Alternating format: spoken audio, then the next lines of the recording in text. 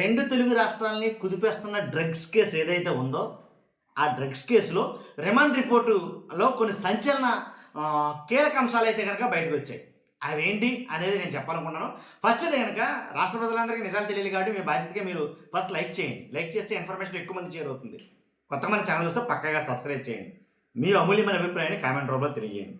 రంగారెడ్డి జిల్లా మొయినాబాద్లో మాజీ MLA pilot Rohit Reddy farm house drugs party remand రిపోర్ట్లో కొన్ని కీలక విషయాలు వెలుగులోకి వచ్చాయి. అవే ఇప్పుడు నేను మీకు చెప్పబోతున్నాను. స్విమ్మింగ్ పూల్ దగ్గర డ్రగ్స్తో పాటు మందు పార్టీ జరిగింది.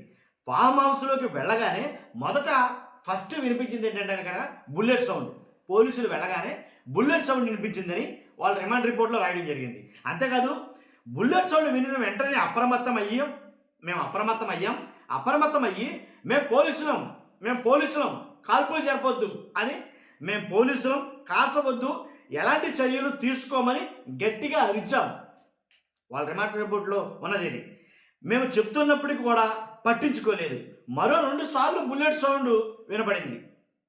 మరోవైపు మీరు కాల్పులు జరపండి, నేను మొత్తం చూసుకుంటా. వినపడుతుందా? ఈ మాట మీరు నోటీస్ చేయాలి. మీరు కాల్పులు జరపండి, ఏమైనా ఉంటే మొత్తం నేను చూసుకుంటా అనే, ఏం జరిగినా నాదే బాధ్యత అంటూ గట్టిగా ఒక ఆయన మాట అయితే వినపడిందంట పోలీసులకి.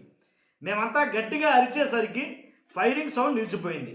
మేమంతా ఒక్కసారిగా స్విమ్మింగ్ పూల్ వద్దకు చేరుకున్నాం. ఫామ్ హౌస్ సెర్చ్ చేసేందుకు మేము వారెంట్ తీసుకున్నాం.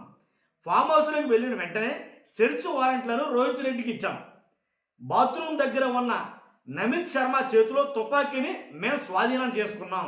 బుల్లెట్ షెల్స్ పట్టుకొని మరొకరు ఉన్నారు, అతనిని కూడా అదుపులోకి తీసుకున్నాం. ఫామ్ హౌస్లో ఓ మహిళతో పాటు 10 మందిని అదుపులోకి తీసుకున్నాం. జర్మన్ మేడ్ రివాల్వర్ .33ని స్వాధీనం చేసుకున్నాం.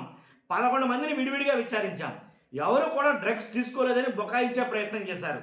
అందరినీ పదే విచారించడంతో చివరికి శరత్ కుమార్ డ్రగ్ తీసుకున్నట్లు ఒప్పుకున్నాడు. అతనిని చెక్ చేసినప్పుడు 2 గ్రాముల కొకైన్ బయటపడింది. కొకైన్ ఎవరు తెచ్చారనే విషయాన్ని ముందుగా అడిగితే చెప్పలేదు.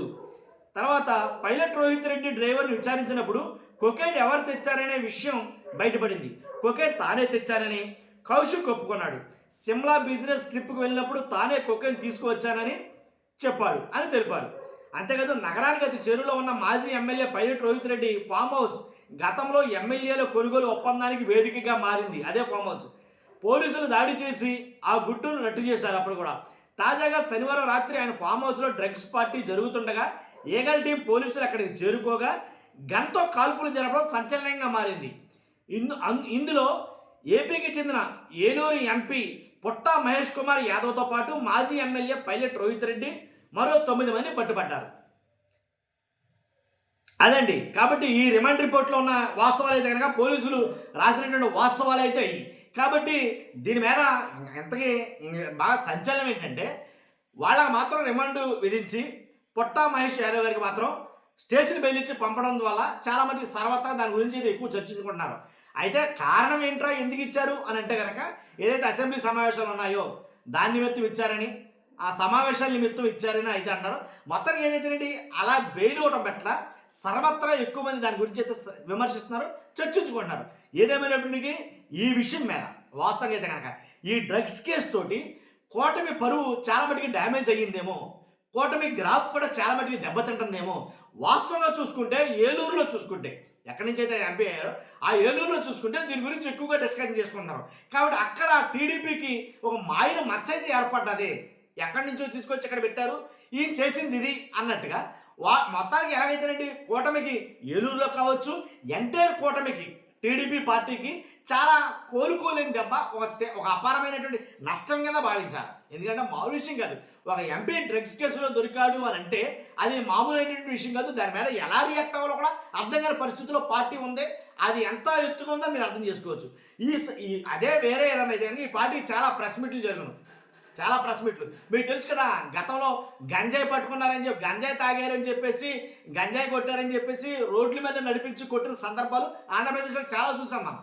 కాబట్టి అలాంటి పరిస్థితులు ఉన్న ఆ ఏపీను ఇలాంటి ఒక ఎంపీ దొరికాడు అని అంటే చాలా ఆలోచించాల్సిన విషయం అది.